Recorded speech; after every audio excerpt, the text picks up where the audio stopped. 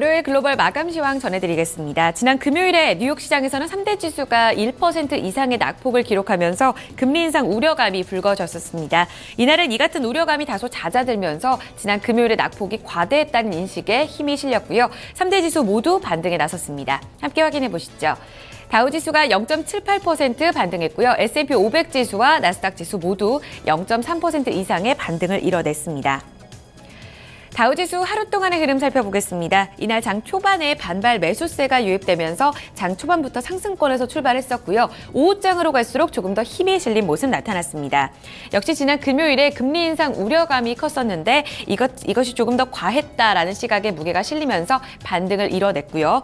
또 그 밖에 고용 추세 지수가 지난해 동월 대비 증가하는 모습 나타나면서 127.7을 기록했습니다. 양호한 모습 보이게 되면서 반등의 무게가 조금 더 실렸었고요. 이날부터 또 ECB 국채 매입이 시작이 됐습니다. 유럽 시장에서는 큰 환호는 없었던 가운데 앞으로의 흐름을 조금 더 지켜보자는 관망세도 뚜렷했습니다. 다우지수 이날 0.78%의 강세 나타냈고요. 18,000선은 터치하지 못한 채 종가 형성됐습니다. S&P 500 지수도 역시 사흘 만에 반등 시세에 이어졌습니다. 장 막판으로 갈수록 상승폭을 조금 더 키운 모습이 나타났습니다. S&P 500 지수 내에서는 M&A 이슈가 있었습니다. 이 알코아가 티타늄 업체인 RTI 인터내셔널을 인수하겠다는 소식이 전해졌었고요. 피인수 기업인 RTI의 주가는 40% 가까이 급등했지만 알코아는 5% 내림 시세에서 거래 마쳤습니다. 이 같은 M&A 이슈가 호재로 반영되기도 했습니다. 0.4% 반등하면서 2079포인트 선의 종가 썼습니다. 이어서 나스닥 지수까지 확인하겠습니다.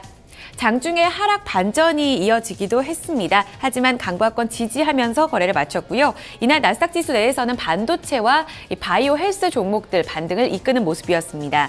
이 퀄컴이 자사주 매입과 배당 확대 소식을 발표하게 되면서 큰 폭으로 오름 시세가 이어졌고요. 반등을 견인했습니다.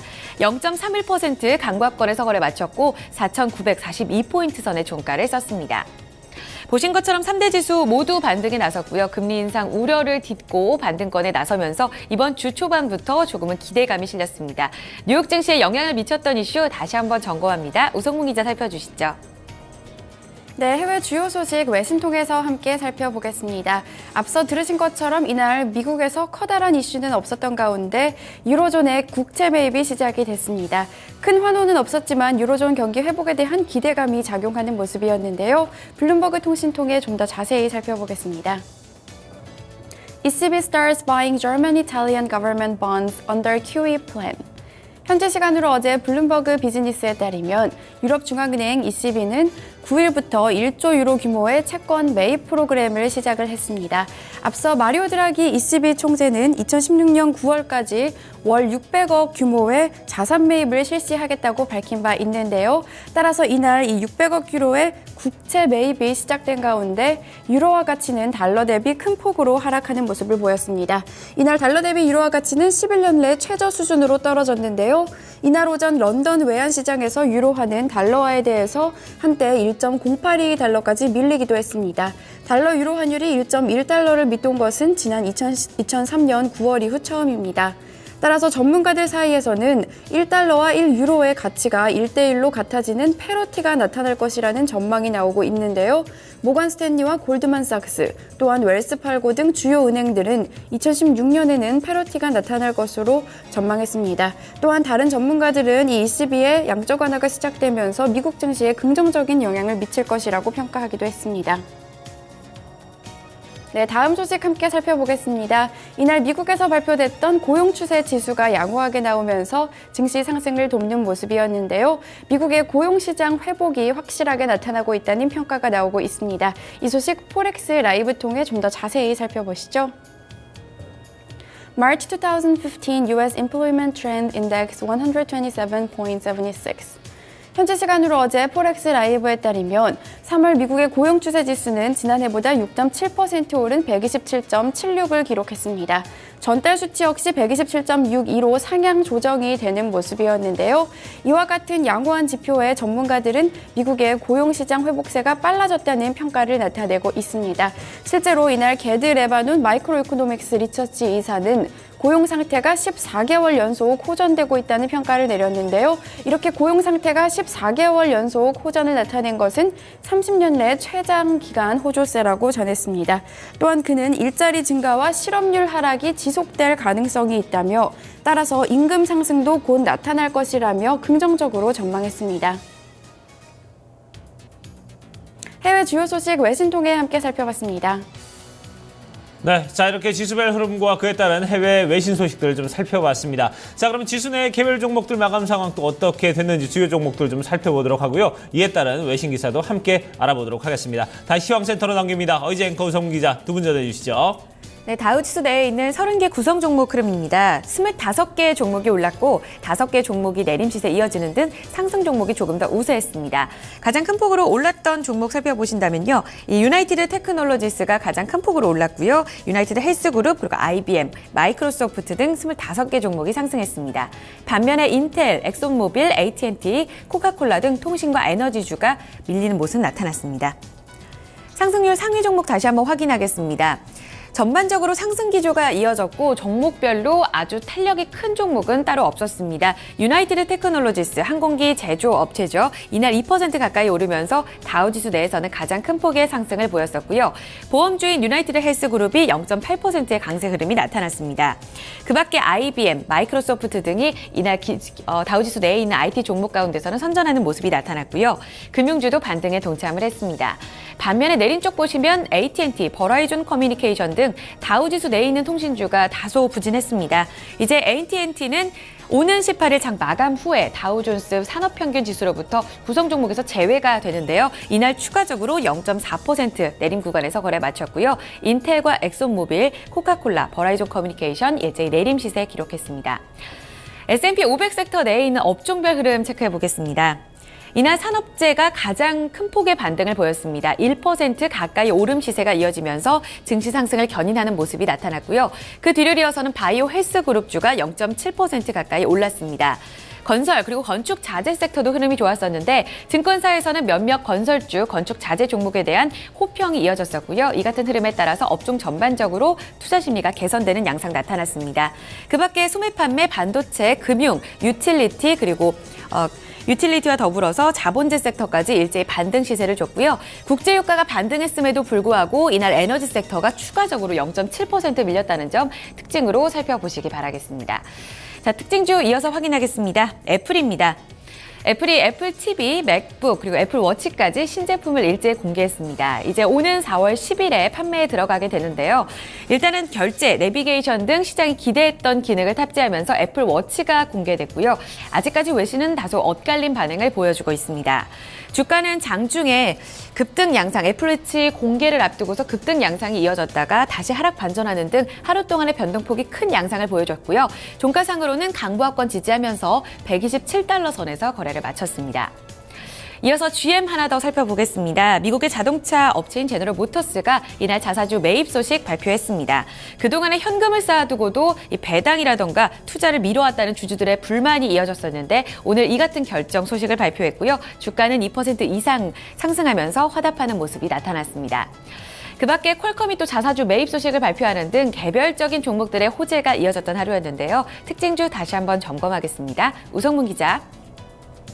네, 종목 주요 소식 외신 통해 함께 살펴보겠습니다. 앞서 들으신 것처럼 이날 애플이 신제품을 공개하는 행사를 가졌는데요. 전 세계에서 수천 명의 취재진이 몰려 뜨거운 관심을 나타냈다고 합니다. 타임 통해 좀 더 자세히 살펴보시죠. The Apple Watch goes on sale April 24th. 현지 시간으로 어제 타임에 따르면 애플은 이날 행사를 가지고 신제품을 공개했습니다. 특히 애플은 이날 행사에서 애플워치가 4월 24일 처음 판매가 시작될 것이라고 밝혔는데요. 이 첫 판매가 시작되는 나라로는 미국, 캐나다, 중국, 프랑스, 독일, 홍콩, 일본, 영국이 들어갔습니다. 또한 선주부는 4월 10일부터 가능하다고 했는데요. 또한 애플워치는 이미 공개된 대로 애플워치 스포츠, 애플워치 에디션 이렇게 세 종류로 제작이 됐습니다. 이 디스플레이 크기는 38mm와 42mm가 있고요. 밴드는 정할 수 있는 것으로 알려졌는데요. 이 애플워치의 가격을 살펴보면요. 애플워치 스포츠는 이 크기에 따라 $349, 또 $399로 측정이 되었고요. 애플워치는 $549, $1,049, 또 이 애플워치 에디션은 만 달러에서 17,000달러까지 가격이 올라간다고 합니다. 배터리 용량은 일반적인 사용 시간일 경우 18시간까지 가능하다고 하는데요. 팀쿡 애플 최고 경영자는 애플워치를 소개하면서 시계 본연의 기능에 충실하면서도 사람과 연결하고 소통할 수 있다고 강조했습니다.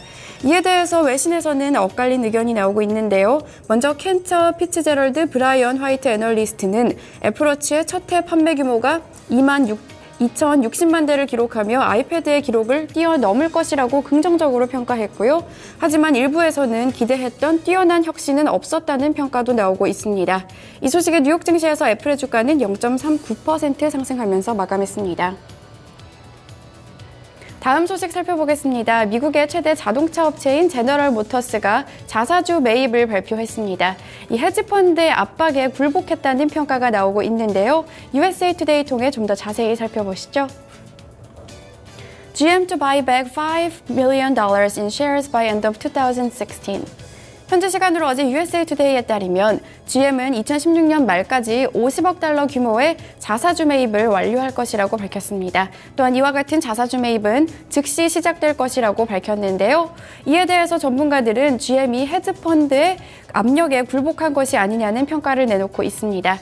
실제로 이 해리 윌슨은 80억 달러 규모 자사주 매입과 이사회 의석을 요구한 바 있는데요. 이 헤지펀드 위임을 받은 해리 윌슨은 이 같은 GM이 자사주 매입을 발표하자 이사회 의석 요구는 철회했다고 밝혔습니다. 바라 CEO는 이에 대해서 윌슨의 요구가 있기 전부터 우리는 자사주 매입을 준비하고 있었다며 압박에 굴한 것이 아니라는 점을 강조하기도 했는데요. 이 소식이 전해지면서 뉴욕 증시에서 GM의 주가는 3.07% 껑충 뛰어 올랐습니다. 종목 주요 소식 외신통해 함께 살펴봤습니다. 네, 자 이렇게 종목별 흐름과 그에 따른 외신 소식까지 좀 함께 살펴봤습니다. 자 그럼 유럽 증시 마감 상황 어떻게 됐는지 그리고 상품 환율 채권 시장 마감 상황도 함께 살펴보도록 하겠습니다. 자 이 부분은 어이지 앵커가 전해드립니다. 네, 앞서 마감한 유럽 증시 이날도 혼조 양상 보이면서 거래 마쳤습니다. 영국 푸츠백 지수가 이날 0.5% 추가적으로 밀렸고요. 독일 닥스 지수만이 선방했습니다. 0.27%의 상승이었고요. 프랑스 까크 지수가 0.5% 내렸습니다.